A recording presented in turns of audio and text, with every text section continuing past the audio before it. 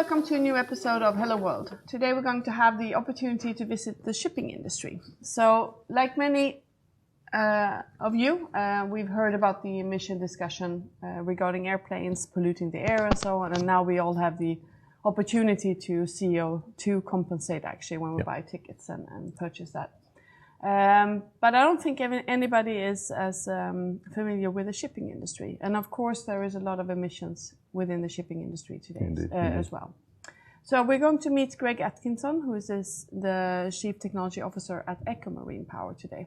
And Fredrik, you actually met him many years ago. How did you meet? Yeah, actually Greg hired me as a sub-project manager when they were starting building UMTS 3G network in Japan. So he was my manager for almost 2 years actually. So I moved there and met him for the first time there, and we have been working there together. Yeah. So why not just welcome Greg to our Hello World. Hi Greg. Hello, nice to see you. Thanks for having me. Thank you. Nowadays, it feels like you don't have an ordinary job. You are on a mission, or what you could say. Can you tell us a little bit more about your job you have today? Yeah, so what we did is we started off as a design organization, and the idea was to investigate ways of reducing fuel consumption on ships. And in the beginning, it was very technical, and we were looking at engines and engine power, speed curves, etc. But I guess out of that study, we started to look at renewable energy and thinking about how renewable energy could be applied to shipping, and how we could utilize that to reduce fuel consumption. And then if you lower fuel consumption, then you lower emissions. And then from there, it just expanded. It just expanded into a number of different studies, and then we started a company, and then we started to move products out. Nice. But how did you end up in the shipping industry? Because I know you have a background there as well. Yeah, it was like a 360, I guess. I started in the Navy in electronics engineering, and then I went into telecoms, and then just by a twist of fate, I come back to shipping. Okay. So it's like a 360, I guess. Back to the roots. Yes, back to the future. Yep. Yeah, exactly. So when we spoke a couple of weeks ago, you mentioned that environmental concerns are actually not, I mean, they are important, but that's not the only reason why you're doing what you're doing, but it's also really important to reduce the emissions out of health concerns. Could you elaborate a little bit on that? Yeah, so at the beginning, it was actually more of a health concern issue. So the fumes from shipping, or the exhaust from shipping, is got a lot of particulate matter in, and it's bad for health. I think the estimate, or one estimate, is that there's about 60,000 premature deaths a year due to shipping emissions. I think it's something like about 200 or 300 million people are directly or indirectly exposed to shipping emissions, and of course, black carbon and particulate matter gets into your lungs, so it's not good for health. And that's where we started. We actually started more from a health background. But of course, now over the years, there's been more focus on CO2 and global warming. So it's now a combination of both. It's a health issue, and it's also an environmental issue.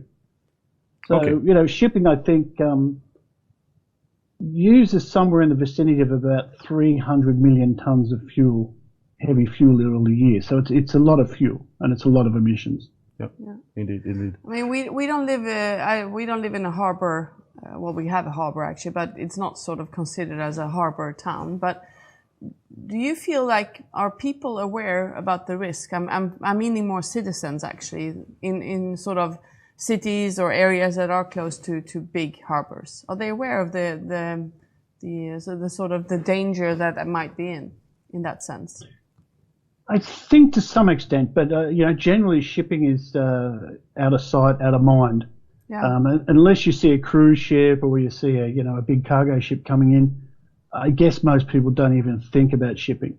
No. And it's probably one of the reasons that it was a bit off the regulation radar, because it's sort of out of sight. The emissions, they're sort of out in the ocean. But, in the last few years, there's been a lot more focus on it. Yeah. Cool. Eco Marine Power, the company where you are working, what are you doing to solve these problems, both with health and pollution? So our primary focus is to try to reduce fuel consumption. And then if you reduce fuel consumption, you reduce emissions. Initially, we were looking at solar to take some of that reduction. We've moved more into wind now. So we're trying to use a system of rigid sails. We also investigate energy storage and fuel cells. And we're trying to develop a framework or a pathway that will start off with fuel reduction, but hopefully then end up with what we could call zero emission ships. So that would be a ship that's powered by renewable energy and fuel cells and maybe some other technologies. Okay. But how far have you come into that vision? Yeah, so we've just moved out 2 or 3 systems using solar and energy storage onto ships. The sail system or array of sails that we've developed are going through the approval process now. And, we're looking at somewhere like 2021, maybe 2022 to have the full solution ready. Okay. That's cool. Sure. So what would you say are sort of the main challenges with implementing what you're doing? I'm assuming that, shippers don't buy new ships every day and every year even. So sort of what are the main challenges and how long would you say it's going to take to reach some sort of scale on this? Okay, so one of the big challenges is just the industry itself is fairly conservative. So that it's not an industry that will necessarily be leaping towards new technologies. In the past, the cost of fuel's also been quite low. So there hasn't been a real financial incentive for them to invest in these technologies because they can get heavy fuel oil at about $400 a ton. But recently this has started to change and the regulations are coming in. The International Maritime Organization is moving a lot of policy initiatives through. There's the sulfur limits on fuel, and it's, I guess, gradually pushing the industry towards using these technologies. But certainly the biggest barrier, I would say, over the last few years is just the conservative nature and the lack of a cost incentive. Yeah. So are there more companies than yours working with sort of looking into these kind of technologies to find new ways of sort of, do shipping but without using fuel in the same way that we've done before? Yeah, there's quite a few companies now moving into this. And some of the big shipping companies like Maersk have just announced that they're going to set up an R&D center for zero emission shipping. So there is quite a big shift going on. A lot of this is coming, a push from, the Paris Agreement and regulations, but also it's good to see that some of the big shipping companies are stepping up and pushing this along as well. Yeah. So how long do you think it's going to take before you sort of have a scalable solution where we're actually going to see a difference? Because I assume it's not enough that 1 ship or 2 ships have it, but actually the industry needs to sort of change as such. Yeah, that's right. Realistically, I think it's going to take a decade before you'll see a big shift. And we've just had this virus outbreak, which is totally decimated, sectors like the cruise ship industry. They're in a lot of pain. They're losing millions, hundreds of millions a month. Other shipping companies are also under a lot of trouble. So this is going to delay things. So, I'd say realistically, it's going to take a decade, I think, before you see a big difference. Yeah. Okay.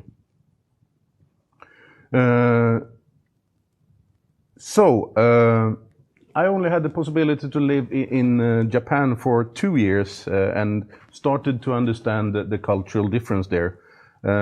You as an Australian, have been living there for more than 20 years. What is needed for a foreigner to succeed in Japan? Because I think we can say that you actually have succeeded quite well. Yeah, well, when it comes to cultural issues, I think I'm still struggling with them. So, there's some things that I just don't get. I think you just need a fair bit of patience.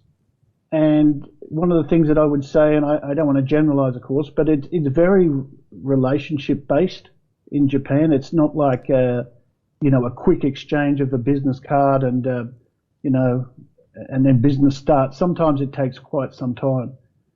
Some of the partner companies I've been working with, it took years to establish that relationship and trust. So, I'd say patience. And I think the other golden rule whenever you talk about cultural issues is just because someone does something different doesn't mean they're doing it wrong, or doesn't mean there's not some sort of logic behind what they're doing. And I think if you approach any culture or any situation like that, you've got to get a lot further than sort of trying to push back or, thinking it's just the wrong way to do things.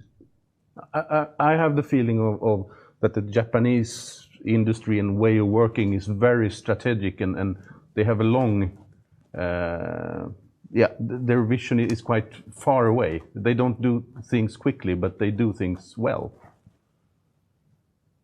Yeah, well, that's right. I mean, a good example, and the one that I often use, is high-speed rail. So, Japan started working on the Shinkansen or the high-speed rail probably in the mid-50s, which is decades ahead of anyone else. They then launched it in 1964 or thereabouts, and then it was only probably a decade after that they started on the maglev. And the maglev train, I think, is going to come in at about 2030. So it's a huge, multi-decade thought process of starting in the mid-50s and just keep going, all that way to the maglev. And that's a long strategic thought process by anyone's standard. Indeed. Yeah. But how far would you say that Japan has come in terms of sort of digital transformation? Yeah, I mean, again, it's a hard thing to say. I mean, I have a home office with an unlimited 1 gigabit per second broadband connection. So on that side of things, it's quite advanced. There are some other areas where there's a little bit of paperwork and involved, and some of the cashless payments is a bit behind, but it's starting to pick up now. But yeah, it varies. I mean, overall, I'd say it's quite advanced, but on an engineering side, I always get the impression it's a bit more hardware focused than software focused. But Fredrik would know more about that than me. He's more of a software guy.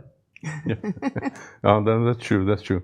Yeah, I have been working for a long time at Sony as well, so I must say they are really, really skilled in the hardware part, definitely. And as a Swede, I think the merge there where we are quite good in software here in Sweden. I think that's a good merge, actually. Yeah. Right.